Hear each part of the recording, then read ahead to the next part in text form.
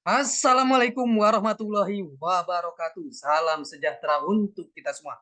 Apa kabarnya rekan-rekan mahasiswa, mahasiswi Universitas Dian Nusantara? Kita berjumpa kembali di mata kuliah pendidikan karakter atau karakter building di pertemuan yang ke-14. Tidak terasa kita sudah memasuki pertemuan yang ke-14. Mudah-mudahan Allah Subhanahu wa taala Tuhan Yang Maha Esa memberikan kita keberkahan kesehatan sehingga kita bisa menyelesaikan mata kuliah ini dengan sukses dan lancar. Rekan-rekan semuanya, sebelum kita memulai proses belajar mengajar ini, alangkah baiknya sama-sama kita berdoa agar proses belajar mengajar ini berjalan dengan sukses dan lancar. Berdoa menurut keyakinan dan kepercayaan masing-masing. Berdoa dimulai.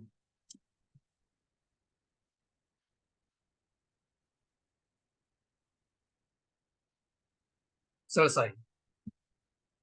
Rekan-rekan semuanya, di pertemuan yang ke-14 ini kita akan membahas materi yang sangat menarik sekali. Mohon izin saya share materinya.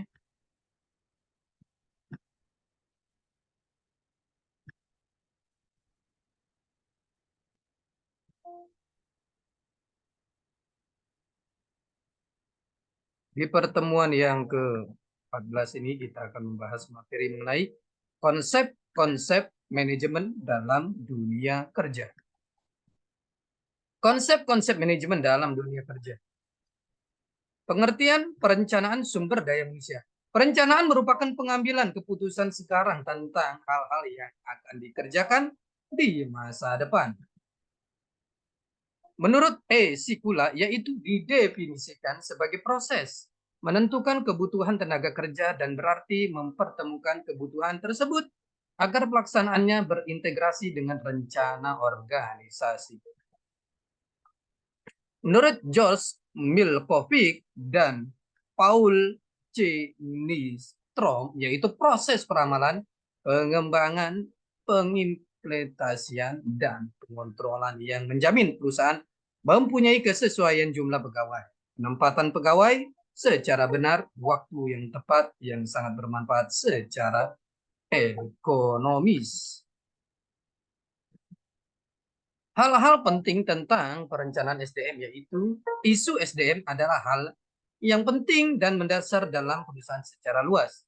Perencanaan SDM sebagai proses mengenai pembuatan kebijakan baru, sistem, dan program yang menjamin pengolahan SDM di bawah kondisi yang tidak pasti, cepat berubah. Peran staf profesional mengalami perubahan dalam perencanaan SDM. Proses tersebut tetap dalam alur aktivitas manajemen yang berhubungan dengan perencanaan bisnis yang sedang berjalan. Peramalan kebutuhan SDM merupakan faktor yang sangat penting dalam rangka mengantisipasi perubahan staf dan keperluan perusahaan. Manajemen kinerja melibatkan perencanaan dan pelaksanaan program untuk memperbaiki produktivitas melalui aktivitas kerja, penilaian dan pengembangan kemampuan karyawan, perencanaan dan penilaian kerja, serta pelaksanaan kompensasi. Manajemen karir menyediakan suatu proses koordinasi untuk pengangkatan, seleksi, dan penempatan promosi dan pertukaran, latihan dan pengembangan, serta kegiatan lainnya yang mempengaruhi perencanaan dan pengembangan karir seseorang. Yang penting perhatian diberikan pada pengembangan karir manajer yang memiliki bakat dan kemampuan tinggi. Berdasarkan kedua pendapat tersebut di atas, maka perencanaan sumber daya manusia atau perencanaan tenaga kerja dapat diartikan sebagai suatu proses menentukan kebutuhan akan tenaga kerja berdasarkan peramalan, pengembangan, pengimplementasian, dan pengendalian kebutuhan tersebut yang berintegrasi dengan perencanaan organisasi agar tercipta jumlah pegawai, penempatan pegawai yang tepat dan bermanfaat secara ekonomis. Faktor-faktor yang mempengaruhi perencanaan SDM, perubahan demografi, perubahan ekonomi, perubahan teknologi, kondisi peraturan dan perundang-undangan, perubahan perilaku terhadap karir dan pekerjaan. Perubahan demografi, kesadaran bahwa perubahan yang mendasar sedang berlangsung dalam komposisi populasi dan berakibat terhadap tenaga kerja. Beberapa faktor demografi, jumlah penduduk, perluasan tenaga kerja perempuan, tingkat pengetahuan tenaga kerja. Perubahan ekonomi, Inflasi sebagai kenyataan hidup merusak perencanaan biaya hidup seseorang. Resesi ekonomi memaksa perubahan pada praktik manajemen paksaan yang sering membawa ketidaksesuaian. Dalam dua kondisi tersebut, produktivitas merupakan hal yang diperhatikan secara serius dalam manajemen. Perubahan teknologi. Pengembangan dan penerapan teknologi baru berpengaruh besar terhadap praktik organisasi dan manajemen. Perubahan teknologi di bidang produksi dan transportasi, komunikasi, komputer dan obat-obatan, ilmu, kehidupan, dan pengetahuan sumber daya alam telah membawa perubahan terhadap fungsi organisasi. Kondisi perundang-undangan praktik manajemen sumber daya manusia semakin dipengaruhi oleh hukum. Perubahan perilaku terhadap pekerjaan, meningkatnya partisipasi perempuan dalam dunia kerja, bentuk baru perpindahan atau pergeseran karyawan, perubahan sikap terhadap karir dan nilai individual terhadap karir. Variabel yang berpengaruh dalam aktivitas perencanaan organisasi. Ramalan bisnis, perencanaan ini menyangkut masalah keadaan ekonomi secara umum, inflasi, tingkat upah, harga, dan biaya yang diperlukan organisasi untuk masa yang akan datang. Perluasan dan pengembangan usaha, perusahaan yang akan memperluas dan mengembangkan kegiatan usaha perlu mempersiapkan sedini mungkin dan menjadi input untuk perencanaan organisasi, rancangan dan perubahan struktur. Dengan adanya perkembangan ilmu, pengetahuan, dan teknologi modern, banyak perusahaan perlu mengadakan perubahan struktur organisasi agar aktivitas organisasinya tidak mengalami hambatan. Falsafah manajemen. Perubahan falsafah manajemen dapat mempengaruhi perencanaan organisasi. Begitu pula perencanaan organisasi harus sesuai dengan falsafah manajemen. Peranan pemerintah. Perubahan kebijakan pemerintah dalam menentukan harga dasar, pajak, produk ekspor dapat mempengaruhi perencanaan organisasi. Produk dan kemampuan manusia. Perkembangan produk baru dengan menggunakan teknologi modern memerlukan kemampuan pegawai yang memadai. Pendayagunaan pegawai untuk mengembangkan produk baru tersebut perlu menjadi bahan pertimbangan dalam perencanaan organisasi. Perencanaan SDM yang baik harus memiliki beberapa kriteria sebagai berikut. Perencanaan SDM berkaitan langsung dengan tujuan yang hendak dicapai perusahaan, karena pada dasarnya sasaran perusahaan dapat mencapai tujuan yang telah ditetapkan. Perencanaan untuk mencapai tujuan yang akan datang, perencanaan selalu meliputi keputusan tentang kegiatan atau tindakan yang akan dilakukan. Perencanaan yang memiliki perhitungan yang akurat, teruji, fleksibel, dapat dipertanggungjawabkan secara periode, dievaluasi untuk memungkinkan dilakukan penyesuaian bila diperlukan sesuai dengan kebutuhan perusahaan. Kepentingan perencanaan SDM, kepentingan individu. Perencanaan sumber daya manusia sangat penting bagi setiap individu pegawai karena dapat membantu meningkatkan potensinya. Begitu pula keputusan pegawai dapat dicapai melalui perencanaan karir. Kepentingan organisasi. Perencanaan sumber daya manusia sangat bermanfaat bagi organisasi atau perusahaan dalam mendapatkan calon pegawai yang memenuhi kualifikasi.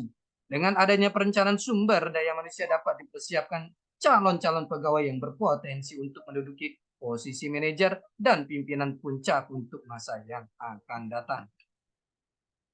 Kepentingan nasional. Perencanaan sumber daya manusia sangat bermanfaat bagi kepentingan nasional. Hal ini karena pegawai-pegawai yang berpotensi tinggi dapat dimanfaatkan pula oleh pemerintah dalam rangka meningkatkan produktivitas nasional. Mereka dapat dijadikan tenaga-tenaga ahli dalam bidang tertentu untuk membantu program pemerintah. Tujuan perencanaan SDM untuk menentukan kualitas dan kuantitas karyawan yang akan mengisi semua jabatan dalam perusahaan untuk menjamin tersedianya tenaga kerja masa kini maupun masa depan, sehingga setiap pekerjaan ada yang mengerjakannya. Untuk menghindari terjadinya mismanagement dan tumpang tindih dalam pelaksanaan tugas, untuk mempermudah koordinasi, integrasi, dan sinkronisasi KIS, sehingga produktivitas kerja meningkat. Untuk menghindari kekurangan dan atau kelebihan karyawan, untuk menjadi pedoman dalam program penarikan, seleksi pengembangan, kompensasi, pengintegrasian, pemeliharaan, kedisiplinan, dan pemberhentian karyawan. Menjadi pedoman dalam melaksanakan mutasi, vertikal atau horizontal, dan pensiun karyawan. Menjadi dasar dalam melakukan penilaian karyawan. Syarat-syarat perencanaan SDM. Harus mengetahui secara jelas masa yang akan direncanakannya.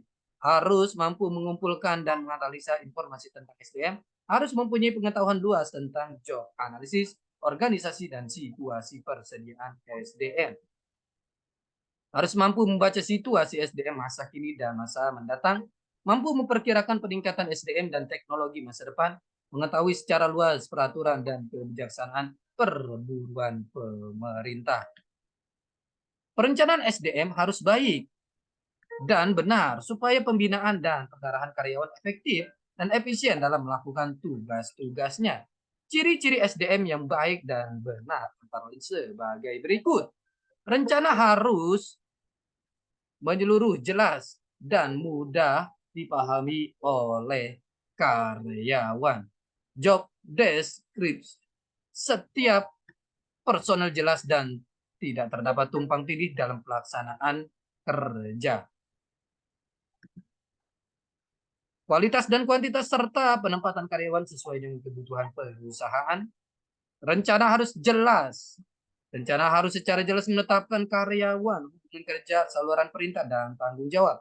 Rencana harus fleksibel dalam melaksanakannya, tetapi tujuan pedoman dan pola dasarnya tetap.